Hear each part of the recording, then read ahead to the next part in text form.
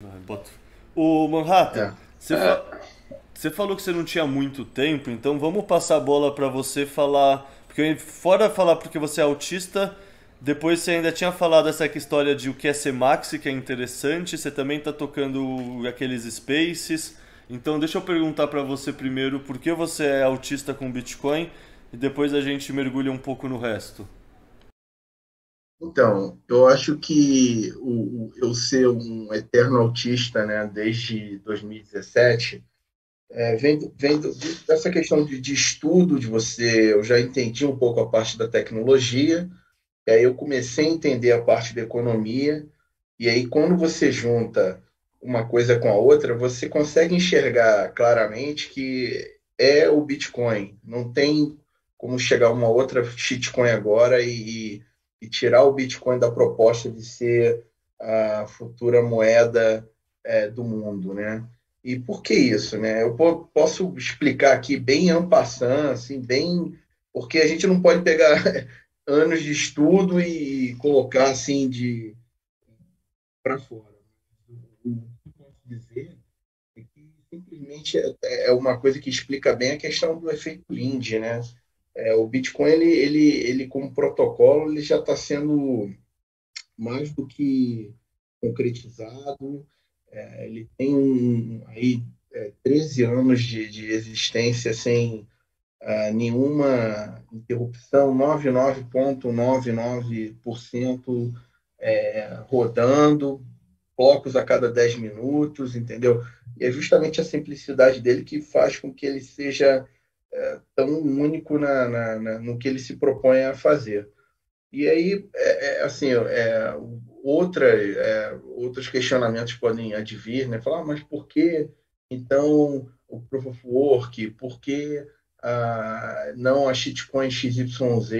E tudo isso já foi visto, já foi consolidado e fala assim, não, realmente não tem como ser outro que não seja o Bitcoin, né? O Bitcoin não é o MySpace, né? Como o pessoal fala, o Bitcoin é o TCP/IP, né? Se a gente puder fazer essa analogia, né, justamente ao que o Bitcoin propõe e as capacidades eu tenho uma tese de investimento muito simplória que eu acho que vai ser bem interessante aqui de passar, porque ela não é assim, eu explico isso não para quem é marketing, eu explico isso para quem ainda não conhece nada, que é simplesmente assim, você pegar hoje o Bitcoin e comparar, por exemplo, com um investimento mais correlacionado diretamente que é o ouro, né? Você vê que o Bitcoin ele é melhor do que o ouro, ele tem todas as propriedades do ouro, mas ele ainda consegue ser transportado com mais facilidade, ele consegue ser é, a, fazer a custódia com muito mais facilidade e, quando você vê essa simples analogia, você pode comparar o mercado hoje do ouro, que é em torno de 10 trilhões de dólares, com o mercado de Bitcoin, que ainda está em menos de 1 trilhão, né? Mas chegou a bater 1 trilhão. Então, se você, pelo menos você disser assim, que o Bitcoin é melhor do que o ouro, ele vai competir diretamente com o ouro. E eu estou aqui, pelo menos, prevendo que ele vai captar 50% do mercado de ouro. De hoje, você está vendo aí bem conservadormente um 5x, né? 5 vezes aí o valor de mercado que o Bitcoin tem agora. E isso, assim, é assim, super, hiper conservador, entendeu? Sem falar em todas as evoluções e os aprimoramentos que o protocolo tem tendo, sem falar de Segwit, sem falar de Taproot, sem falar da questão de remittance, sem falar de Lightning Network. Então, assim, sem falar de nada disso, eu estou dizendo que o Bitcoin, simplesmente, se ele chegar agora e falar, olha, para tudo, deixa eu só o Bitcoin, o que eu sou agora, e me compara com o ouro aí. A gente está falando que o mercado ele ainda tem pelo menos uns 5 a 10x de, correção, de ajuste em favor do Bitcoin. E isso é assim, quando eu falo isso para uma pessoa que não entende Bitcoin, ela consegue captar. Porque eu não estou entrando em detalhe de nada técnico, não estou entrando em detalhe do que vem a ser o protocolo que está alimentando todas essas capacidades futuras que existem, né? E eu estou simplesmente fazendo uma tese de investimento bem conservadora, bem simples, e com isso, assim, pessoas até com mais idade, elas conseguem entender que, pô, pelo menos eu tenho aqui um prazo, uns 5 a 10x aqui para ganhar, se isso, nessa hipótese aí que eu falei. E, então, não tem como você não ser autista mediante um futuro brilhante que o Bitcoin tem pela frente, né? É, Eu vou parar por aqui, senão eu fico falando enfim, né? Eu realmente estou num ponto que eu não ligo para o preço do Bitcoin, cara. É impressionante. O Bitcoin saiu de 60 mil, foi para 30 e poucos mil. Quanto mais caía, eu estava ficando mais empolgado. Falar, caraca, vou comprar mais agora. Aí eu comecei a comprar 40, 30 e pouco, e comprando agressivamente, porque eu ficava empolgado. E você, nossa, você é louco, o negócio está caindo e você está empolgado. Eu falo, meu amigo, se você já entendeu o Bitcoin, você vai entender por que o Max fica feliz quando o preço do Bitcoin cai. Não tem mais o que falar, entendeu? É isso. e essa sua tese de investimento que você falou, né, que você está olhando ele por uma lente bastante pragmática, né, bastante conservadora, igual você falou.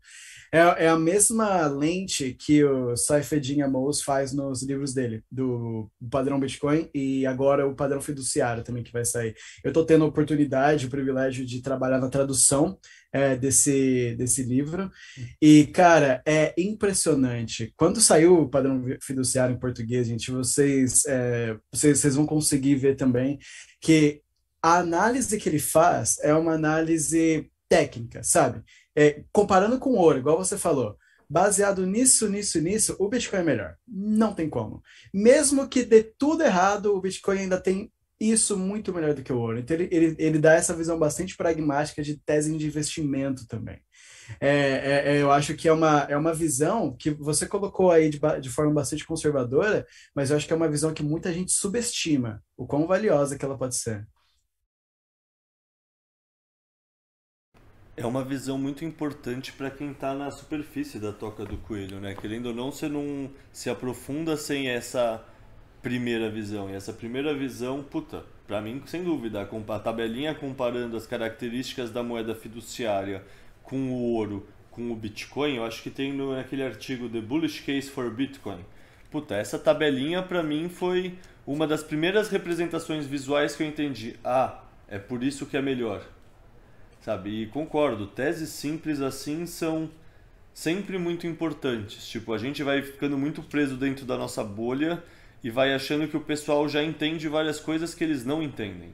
Tipo, repetir o simples às vezes é mais importante do que falar de Segwit, Taproot, etc. Tipo, cara, sinceramente, deve ter o quê? 5% dos bitcoinheiros que realmente entendem o que é o Taproot, por exemplo, no máximo. Muda alguma coisa realmente para convicção na tese? Acho que não, assim, sinceramente. Eu boto fé que é uma mudança legal, foi comemorada, tudo mais, mas tipo, só o Bitcoin continuar sendo a reserva de valor que ele é antes dessa implementação do Taproot, ele já ia ganhar.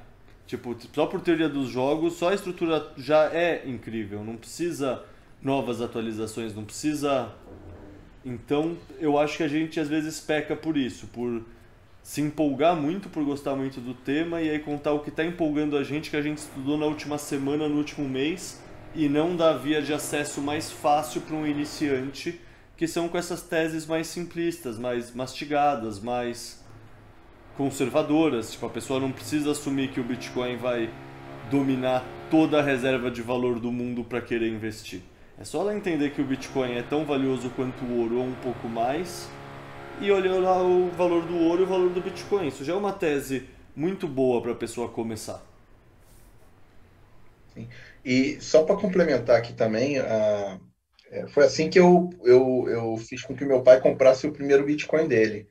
E eu acho que quem é bitcoinheiro entende como é que é difícil você fazer o Orange Pill aí para família e amigos, né? Você consegue convencer um estranho com muito mais facilidade. Quando chega entre família e amigos, é aquele sacrifício, né? E o meu pai, ele era muito cético em relação ao Bitcoin. E foi um trabalhinho de formiga até chegar ao ponto que ele fala, não, cara, agora eu tenho que comprar, faz sentido. A ficha cai, assim, é um momento lindo na vida de qualquer bitcoinheiro, entendeu? Cara, eu passei por isso com meu pai também e com a minha noiva também, porque da forma que o Leta falou, tava empolgado com as coisas que estava aprendendo, queria compartilhar com todo mundo, só que meu pai não vai pegar, entender a importância da teoria lógica dedutiva da escola austríaca de economia, por isso o Bitcoin é bom. Com meu pai, por exemplo, foram duas coisas que ajudaram ele a ter o primeiro Bitcoin, que foi, primeiro, o livro, O que o Governo Fez com o Nosso Dinheiro, do Murray Rothbard.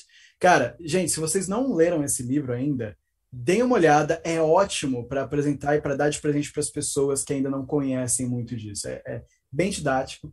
E outra coisa, com meu pai, o que pegou foi o exemplo do que aconteceu no governo Collor, né? Que eles confiscaram a poupança de todo mundo. Quando você explica para a pessoa, tá vendo isso aqui que aconteceu? O Bitcoin faz com que isso seja impossível de acontecer de novo.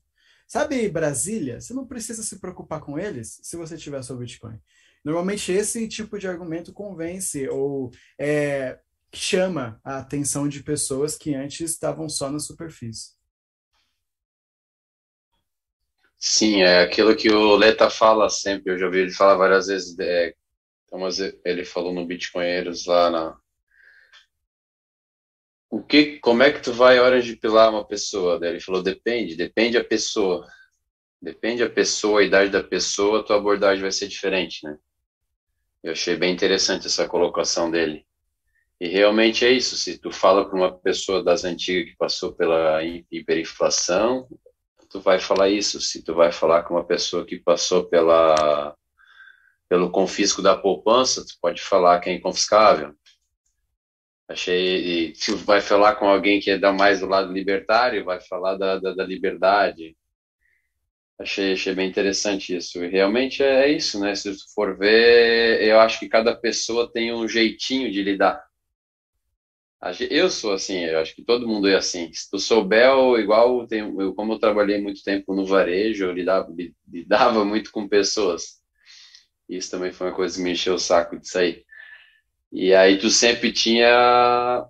Aí o cara, vai lá naquele lugar lá, aquele cara, aquele cliente é um pau no cu, porra, aquele não tem jeito, não sei, não, cara, ele não é, ele tem um jeitinho, é só a gente achar o jeitinho dele que tu vai ter um caminho, sabe? E acho que a gente funciona muito assim, não tem gente que não tem um jeitinho pra gente conversar, um caminho que tu vai conseguir entrar na cabeça dela de alguma forma, e claro, levando alguma coisa que tu vais agregar valor para ela, né? Não tô falando eu sempre falar da forma positiva, né? Ó, isso aqui, desse aqui vai te trazer esse benefício, esse benefício. Acho que faz bastante sentido realmente o que vocês estão falando. Isso tem muito a ver com um dos assuntos que eu queria comentar também, que tem muito a ver com comunicação, com linguística também. Eu sou um entusiasta de linguística, né? Eu passei um tempinho numa faculdade de letras, por mais que fosse letras em inglês, era letras também. E no mundo acadêmico da linguística, a gente tem bastante essa ideia de que a língua e a comunicação é uma relação de poder. Se você for ler os teóricos de linguística, eles falam isso, sabe? Que numa comunicação, uma pessoa está tentando ter mais poder que a outra, está tentando convencer a outra, está tentando dominar essa relação. E teve um artigo muito interessante que eu li que linkava, foi o primeiro artigo que eu vi desse tipo, que linkava a linguística com a praxeologia da Escola Austríaca de Economia, que falava que, não, peraí, a comunicação, a língua, ela não é uma relação de poder, ela é uma relação de troca. É um lugar onde as duas pessoas estão tentando trocar uma experiência, estão tentando chegar em algum lugar juntas, não uma tentando dominar a outra. E fazia muitos outros paralelos também com escassez linguística também. E eu acho que é muito disso, essa parte do jeitinho que você fala com alguma pessoa. Quando você tenta convencer alguém ou conversar com alguém sobre o Bitcoin, às vezes é interessante tomar um cuidado para ver se você não está tentando doutrinar a pessoa, se você não está tentando ter razão ali na conversa com uma pessoa. Porque, lembra, voltando para aquele que a gente tinha falado, que o Bitcoin ele promove essa relação amigável, né? Essa busca de benefício mútuo entre as pessoas. Então, isso é uma coisa interessante. Tem um jeitinho, tenta entender a forma como a outra pessoa pensa, para você entender como que é a melhor forma de se aproximar dela. Pensa que você não está tentando trazer ela para o seu lado, mas que vocês dois estão querendo chegar em algum lugar juntos. Essa é uma coisa que peca bastante na hora de você estudar língua, letras e tudo mais. É bastante prominente essa ideia de poder, de dominação, até no campo da linguística, não é só na economia. Interessante. E a questão que o Leto também falava muito que eu também lembro, é a questão, se tu não sabe qual é o teu problema, não adianta tu chegar com a solução, né? Eu acho que isso também é uma coisa muito pertinente. Eu já perdi muito tempo, cara, às vezes falando para um monte de gente, as pessoas elas não viam problema. Elas são escravas, né? Mas elas ainda não conseguem enxergar, porque aquele tá ruim, mas tá bom ali no nosso meio ainda, sabe? Que não sente tanto o impacto da inflação, e a gente vai se lavando, como a gente diz por aqui, né? Vai se levando, entendeu? Vai indo, tá tudo certo, e querendo ou não, não baixou tanto ainda a qualidade de vida. A gente tá vendo que cada vez sobra menos.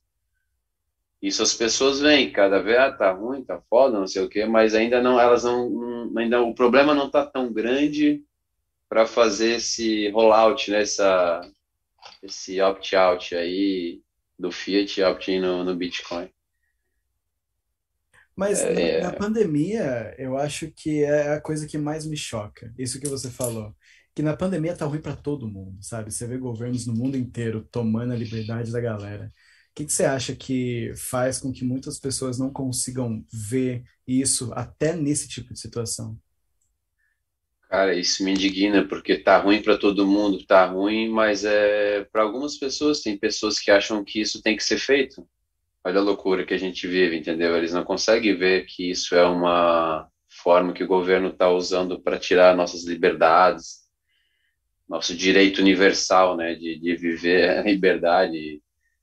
Eles acham que muitas pessoas acham que tá certo, que tem que ser feito, tem que obrigar. Então, é uma questão de manipulação de massa muito preocupante também, sabe? E, para ser bem sincero, eu não entendo muito como, cara. Eu não entendo muito como que as pessoas não conseguem enxergar isso, sabe? Você vê Sim, um político, sabe? Teve um caso recente no estado do Amazonas, um juiz vendendo sentença e a punição foi aposentadoria compulsória. A punição para o crime é férias vitalícias, sabe? Como é que as pessoas não olham para isso e pensam, poxa, eu preciso de alguma outra coisa, sabe? isso é ridículo. Isso aí, né, é por isso que esse é um dos motivos que eu decidi ficar meio ignorante em relação à TV, jornal, revista, porque essas notícias aí, cara, o cara tem que ter muita tolerância, muito estômago para ler isso e não ter uma gastrite na hora, entendeu? Eu ficava ruim. E aí o Bitcoin entra nesse caminho também, nessa solução, vamos dizer assim, né, indireta, direta, na verdade, né? De a gente tirar esse poder da mão dos parasitas, porque é inadmissível isso que os caras fazem com a gente. A punição do cara é não trabalhar o resto da vida e ganhar 50 pau por mês. Olha a insanidade que a gente vive. Aí tu imagina tu se alimentar disso o dia inteiro lendo isso. Isso não é saudável, entendeu? Essa foi a minha reflexão onde eu cheguei me alimentando disso o dia inteiro, em revista de jornal. Parece que os caras querem fazer tu passar mal e não sei, não dá pra entender. Eles querem causar uma impressão forte, né? Querendo ou não, a impressão forte é o que galvaniza e é o que vende. Ah, que nem nesses últimos 2 anos, você vê, o mundo inteiro virou o Datena sanitário. Tipo, agora a gente fica ouvindo notícia de como quando a gripe, literalmente a gripe, nem falando do Covid, de quando a gripe tá tendo caso. A gente ouve falar, sabe? É um negócio que, tipo, o povo realmente foi doutrinado a viver num estado de atenção sanitário. Tipo, faz quanto tempo que a gente não ouve falar dos dados de letalidade, taxa de letalidade da Covid, e ouve falar só na transmissão e quantas pessoas estão contaminadas? Mas, porra, se tem várias pessoas contaminadas, tem que ver a letalidade. Se a letalidade está baixa, é o melhor cenário possível, não é o pior cenário possível. Só que isso não é falado e as pessoas nem percebem que isso não é falado. E agora é só, nossa, tem 1.000 casos de Covid, tem 10.000 casos de Covid, é terrível. Não, é terrível, vamos ver a estatística da mortalidade. Mas isso não entra nem no caso, né? As pessoas nem percebem, nem param pra pensar. É o famoso shifting goalposts, né, que o pessoal fala lá fora, né? Eles têm colocam uma métrica e daqui a pouco, opa, agora é o número de casos agora, e daqui a pouco eles vão falar, número de casos agora não importa mais, o que importa agora são o número de testes que estão sendo feitos, entendeu? E vai por aí. É, Sim, muda a régua, né? A unidade de medida. é. Que é impressão de dinheiro, querendo ou não, faz exatamente isso, né? A gente chama de $1, mas